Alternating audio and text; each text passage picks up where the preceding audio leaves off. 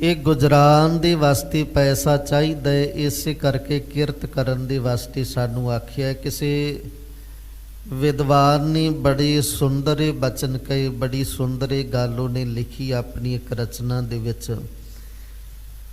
ਉਹ ਕਹਿੰਦਾ ਅਸਲ ਦੇ ਵਿੱਚ ਜਿਹੜਾ ਧਨ ਹੈ, ਜਿਹੜਾ ਪੈਸਾ ਹੈ, ਇਹ ਪੈਰ ਦੀ ਜੁੱਤੀ ਦੇ ਵਾਂਗ ਹੈ। ਜਦੋਂ ਰਸਤੇ ਦੇ ਵਿੱਚ ਚੱਲਦੇ ਹਾਂ, ਪੈਰਾਂ ਦੇ ਵਿੱਚ ਜੁੱਤੀ ਪਾਈ ਹੈ, ਇਹ ਸਾਨੂੰ ਰੋੜਾਂ ਤੋਂ ਬਚਾਉਂਦੀ ਹੈ, ਇਹ ਸਾਨੂੰ ਕੰਡਿਆਂ ਤੋਂ ਸੂਲਾਂ ਤੋਂ ਬਚਾਉਂਦੀ ਹੈ। ਇਹ ਜੇ ਧਰਤੀ ਤਪਦੀ ਹੈ ਤੇ ਉਹਦੇ ਤੋਂ ਵੀ ਬਚਾਏਗੀ। ਜੇ ਸਰਦੀ ਦੇ ਵਿੱਚ ਧਰਤੀ ਬਿਲਕੁਲ ਠੰਡੀ ਹੈ, ਬਰਫ਼ ਦੇ ਵਿੱਚ ਲੱਗੀ ਪਈ ਹੈ, ਤੇ ਇਹ ਪੈਰ ਦੀ ਜੁੱਤੀ ਸਾਨੂੰ ਉਹਦੇ ਤੋਂ ਵੀ ਬਚਾਏਗੀ।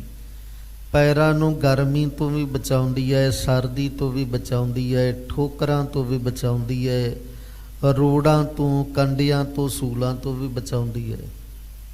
ਪੈਰਾਂ ਦੇ ਵਿੱਚ ਜੁੱਤੀ ਦੀ ਲੋੜ ਹੈ। ਬਿਲਕੁਲ ਜਿਵੇਂ ਪੈਰਾਂ ਦੇ ਵਿੱਚ ਜੁੱਤੀ ਦੀ ਲੋੜ ਹੈ, ਇਸੇ ਤਰ੍ਹਾਂ ਸੰਸਾਰ ਕਹਿੰਦੇ ਜਿਹੜਾ ਧਨ ਹੈ, ਜਿਹੜਾ ਪੈਸਾ ਹੈ, ਇਹ ਪੈਰ ਦੀ ਜੁੱਤੀ ਦੇ ਵਾਂਗ ਹੈ, ਤੇ ਜਿਹੜਾ ਧਰਮ ਹੈ ਇਹ ਸਿਰ ਦੀ ਪੱਗ ਦੇ ਵਾਂਗ ਹੈ। ਜਿਵੇਂ ਪੈਰਾਂ ਦੇ ਵਿੱਚ ਜੁੱਤੀ ਚਾਹੀਦੀ ਹੈ, ਇਸੇ ਤਰ੍ਹਾਂ ਸਿਰ ਦੇ ਉੱਪਰ ਦਸਤਾਰ ਵੀ ਚਾਹੀਦੀ ਹੈ, ਸਿਰ ਦੇ ਉੱਪਰ ਪੱਗ ਵੀ ਚਾਹੀਦੀ ਹੈ।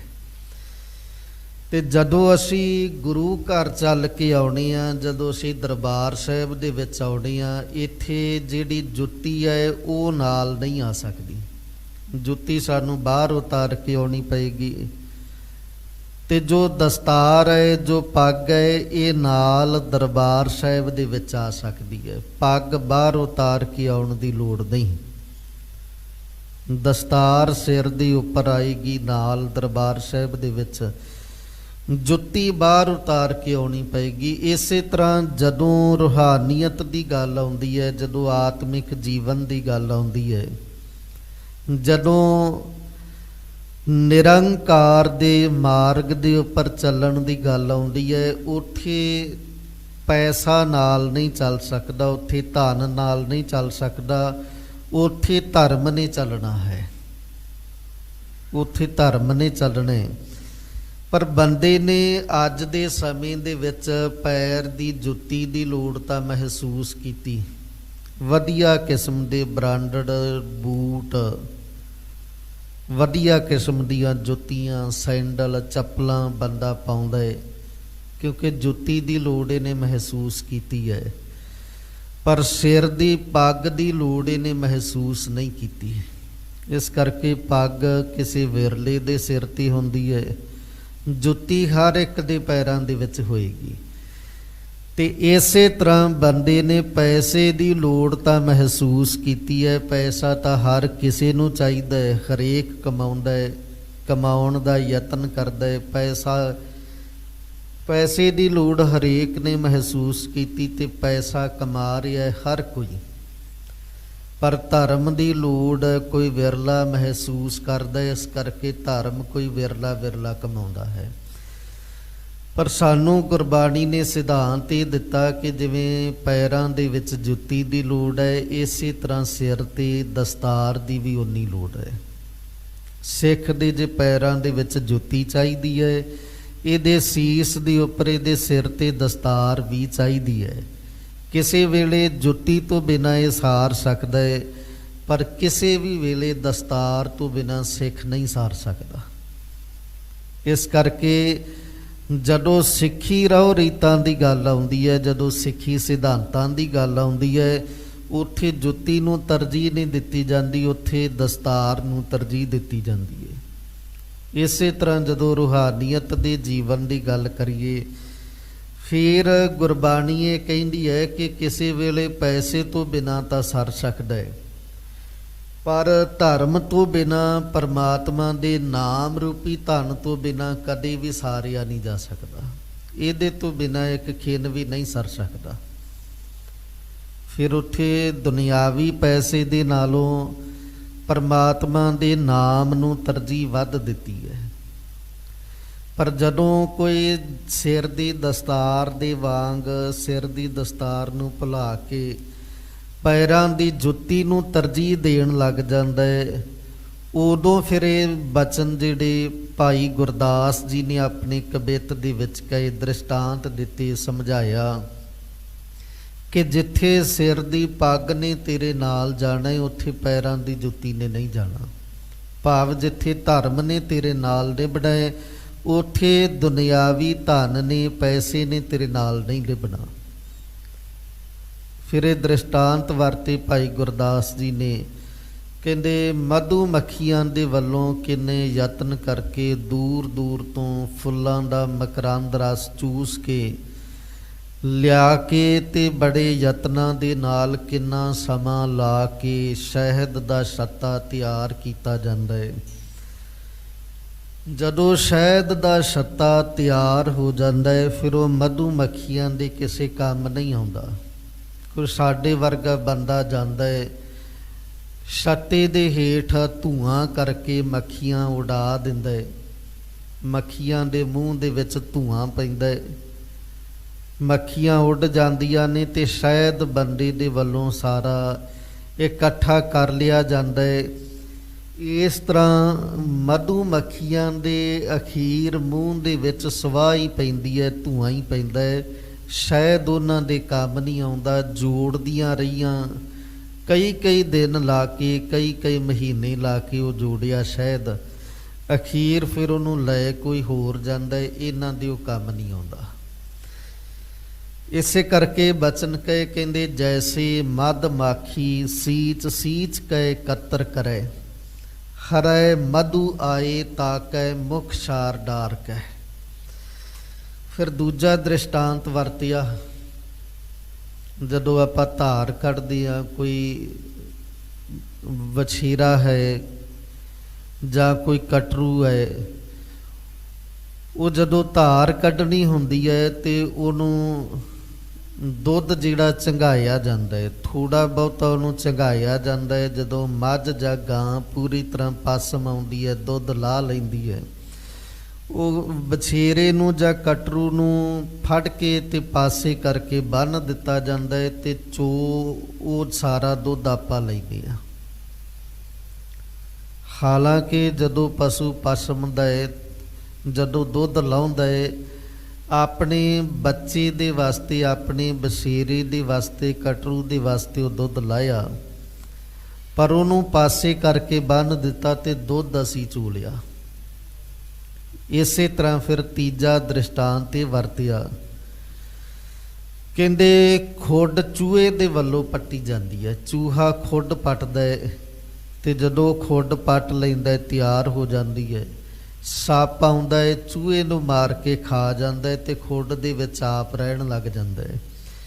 ਸੱਪ ਕਦੇ ਵੀ ਆਪਣੇ ਵਾਸਤੇ, ਆਪਣੇ ਰਹਿਣ ਦੇ ਵਾਸਤੇ ਖੁੱਡ ਨਹੀਂ ਪੱਟਦਾ, ਉਹ ਦੂਜਿਆਂ ਦੀਆਂ ਪੱਟੀਆਂ ਖੁੱਡਾਂ ਤੇ ਕਬਜ਼ਾ ਕਰਕੇ ਉਹਨਾਂ ਦੇ ਵਿੱਚ ਰਹਿੰਦਾ ਹੈ। ਕਹਿੰਦੇ ਖੁੱਡ ਪੱਟਦਾ ਰਿਹਾ ਚੂਹਾ ਤੇ ਇਹਨੇ ਨੂੰ ਸੱਪ ਆਇਆ, ਚੂਹੇ ਨੂੰ ਮਾਰ ਕੇ ਖਾ ਗਿਆ ਤੇ ਖੁੱਡ ਦੇ ਵਿੱਚ ਆਪ ਰਹਿਣ ਲੱਗ ਪਿਆ। ਜਿਵੇਂ ਸ਼ਾਇਦ ਮਧੂ ਮੱਖੀਆਂ ਇਕੱਤਰ ਕਰਦੀਆਂ ਨੇ, ਅਖੀਰ ਉਹ ਸ਼ਾਇਦ ਉਹਨਾਂ ਦੇ ਕੰਮ ਨਹੀਂ ਆਉਂਦਾ। ਜਿਵੇਂ ਗਾਂ ਦੁੱਧ ਆਪਣਾ ਵੱਛੇ ਦੇ ਵਾਸਤੇ ਲਾਉਂਦੀ ਹੈ, ਪਰ ਉਹ ਦੁੱਧ ਵੱਛੇ ਦੇ ਕੰਮ ਨਹੀਂ ਆਉਂਦਾ। ਜਿਵੇਂ ਚੂਹਾ ਖੁੱਡ ਆਪਣੇ ਰਹਿਣ ਦੇ ਵਾਸਤੇ ਪੱਟਦਾ ਹੈ ਤੇ ਉਹ ਖੁੱਡ ਉਹਦੇ ਕੰਮ ਨਹੀਂ ਆਉਂਦੀ। ਇਸੇ ਤਰ੍ਹਾਂ ਕਹਿੰਦੇ ਅਨੇਕਾਂ ਪਾਪ ਕਰ ਕਰਕੇ, ਗੁਨਾਹ ਕਰ ਕਰਕੇ ਪੈਸੇ ਬੰਦਾ ਜਮ੍ਹਾਂ ਕਰਦਾ ਹੈ, ਜੋੜਦਾ ਹੈ, ਕਮਾਉਂਦਾ ਹੈ ਤੇ ਅਖੀਰ ਇਹ ਪੈਸੇ ਇਹਦੇ ਕੰਮ ਨਹੀਂ ਆਉਂਦੇ। ਅੰਤ ਨੂੰ, ਅਖੀਰ ਨੂੰ ਦੋਵੇਂ ਹੱਥ ਝਾੜ ਕੇ ਸੰਸਾਰ ਤੋਂ ਬੰਦਾ ਚਲਾ ਜਾਂਦਾ ਹੈ। ਜੈਸੇ ਮਧ ਮਾਖੀ ਸੀਚ ਸੀਚ ਕੈ ਕਤਰ ਕਰੈ, ਹਰੈ ਮਧੂ ਆਏ ਤਾਕੈ ਮੁਖ ਛਾਰ ਡਾਰ ਕੈ। ਜੈਸੇ ਗਊ ਸੰਚਤ ਹੈ ਖੀਰ, ਜੈਸੇ ਬਸ ਹੇਤ ਗਊ ਸੰਚਤ ਹੈ ਖੀਰ, ਤਾਹੇ ਲੇਤ ਹੈ ਅਹੀਰ, ਦੋਹੇ ਬਛਰੈ ਬਿਡਾਰ ਕੈ।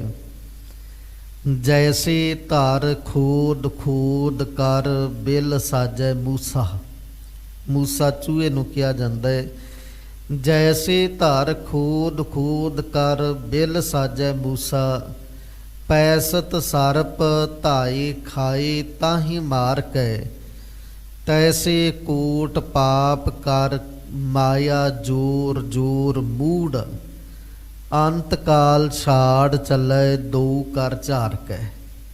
अखीर कहते दोवें हथ झाड़ के संसार तो बंदा चला जाता है। जिन्ना जमा किया, जिन्ना कमाया, पाप कर करके जोड़िया, वो सारा इत्थे ही छड्ड के चला जाता है।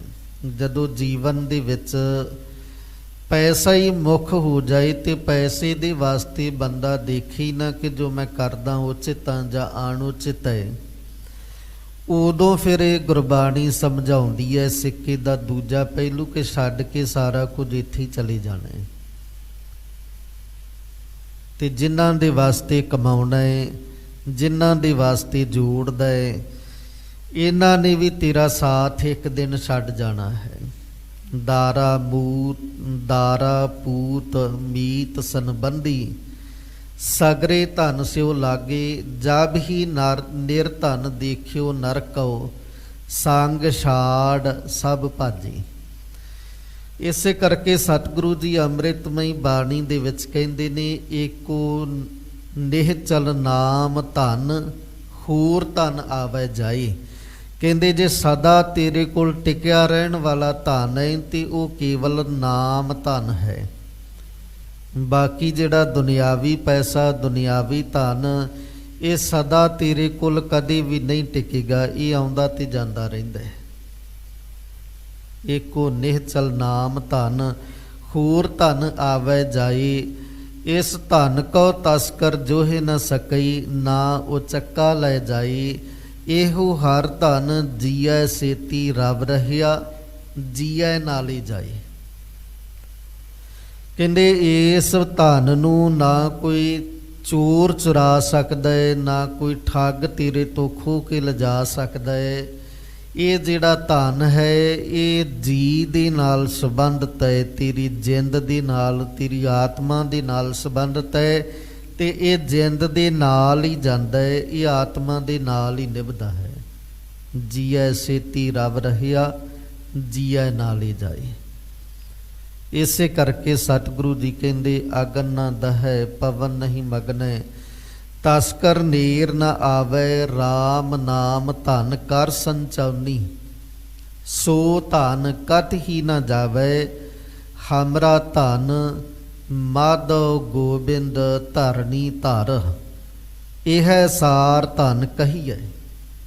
कहते यही धन श्रेष्ठ है। ना ये अग दे विच सड़े, ना पानी दे विच डुबे, ना इनू चोर चुरा सके। ये सदा तेरे नाल निभण वाला श्रेष्ठ धन है, जिहड़ा तेरे काम आउण वाला है। यह सार धन कहीए। कहते जिहड़ा सुख इस धन दे विचों प्राप्त हो सकता है, दुनियावी पैसे दे तू अपने खजाने भी भर के रख लए, उहदे विचों वो सुख नहीं मिल सकता जिहड़ा सुख इस धन की कमाई करन दे विच है। हमरा धन माधव गोबिंद धरनी धर, यह सार धन कहीए। जो सुख प्रभ गोबिंद की सेवा, सो सुख राज न लहीए।